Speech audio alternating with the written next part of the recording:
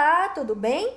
Vamos para a oitava atividade do nosso feedback da aprendizagem, dentro do material #Estuda em Casa. Atividade 8. Vamos manter o combinado e analisar todas as alternativas antes de marcar o gabarito, ok?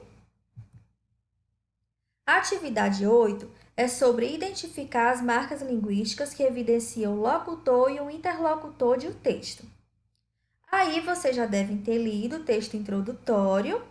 Nós fizemos um breve resumo sobre esse texto para ajudá-los a responder as questões, tudo bem? Linguagem verbal, expressa por meio de palavras escritas ou falada. Linguagem não verbal, não se estabelece por meio de palavras, mas usa signos visuais, por exemplo, as placas de trânsito. Os atos comunicativos geralmente envolvem o locutor, é quem emite a mensagem, e o interlocutor, quem recebe a mensagem. E a mensagem, texto verbal ou não verbal propriamente dito, dentre outros elementos. Muitas vezes é possível identificar quem é o locutor e o interlocutor através de marcas linguísticas. Para compreender melhor, vamos responder as próximas questões. A primeira questão pede primeiramente para que você leia a charge. Então, vamos ler a charge. Achamos que você passa tempo demais batendo papo na internet. Não é verdade. Após ler, vamos analisar as expressões e também comparar a linguagem, tá? Compare a linguagem utilizada pelos pais e a utilizada pelo filho. Nós percebemos aqui uma diferença, não é verdade? Então, vamos para a questão. A primeira questão é composta por duas perguntas. A primeira pergunta é a seguinte: a variação de linguagem apresentada pelo filho na resposta aos pais pode estar relacionada a que fator social? A linguagem utilizada pelo filho é a linguagem informal, comum entre os jovens em situação de comunicação que não exige formalidade, como uma conversa entre amigos, por exemplo. E a segunda pergunta: que variante é essa? A variante utilizada pelo menino é facilmente encontrada na internet, sendo chamada por algumas pessoas de internetês, como é possível perceber pelo uso da palavra não, ao invés de não, é, ao invés de é, e de emoji, que simboliza alguém triste ou com raiva. Vamos para a próxima questão? A próxima questão pede para que você primeiramente leia o texto. Quem ama, vacina. Acredito que você já tenha lido todo o texto, então vamos para a pergunta. Esse texto foi escrito para A. Filhos, B. Mães, C. Médicos ou D.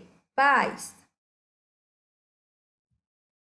Já no título, nós temos uma pista sobre a resposta. Quem ama, vacina. Vamos analisar alternativa por alternativa. Alternativa A, filhos. Aparece bem aqui no início do texto e aparece bem aqui novamente, tá? Mas nós não vamos marcar, vamos analisar aqui. Vamos analisar todo o trecho. O que você, mamãe, que acaba de trazer ao mundo um ser tão especial, seu filho, precisa saber sobre vacinas. Então, essa parte nós já vemos que não foi escrito para os filhos, não é verdade? Alternativa B, mães. Olha só, a primeira parte já sabemos que se refere, foi escrito para a mamãe. E a segunda, trabalho e não tenho tempo de levar meu filho para vacinar. O ideal é que você, mamãe, esteja com seu bebê, principalmente no momento da primeira vacina. Aqui nós já percebemos todas as pistas e depois de analisar todo o texto, todo o contexto, nós percebemos que esse texto foi escrito para as mamães. Mas nós ainda não marcamos e vamos analisar as outras alternativas para termos certeza do gabarito. Alternativa C, médicos. O texto fala em profissionais da saúde e não diretamente para os médicos. Tudo bem? Alternativa D, pais. Não encontramos no texto nenhuma menção aos pais. Portanto, nós agora temos certeza que o texto foi escrito para as mães. Nosso gabarito é a alternativa B. Vamos para a próxima questão. Próxima questão pede para que você leia o texto. Domingão. Para responder, é importante observar a linguagem utilizada no texto, tudo bem? Então vamos para a pergunta.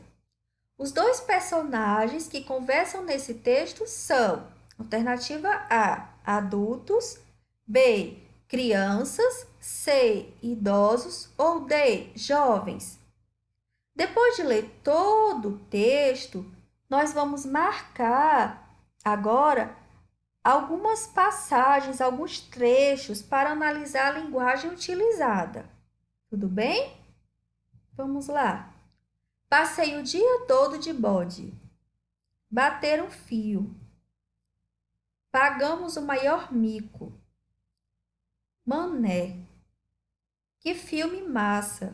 Maneiro mesmo. Últimos babados. Trampo.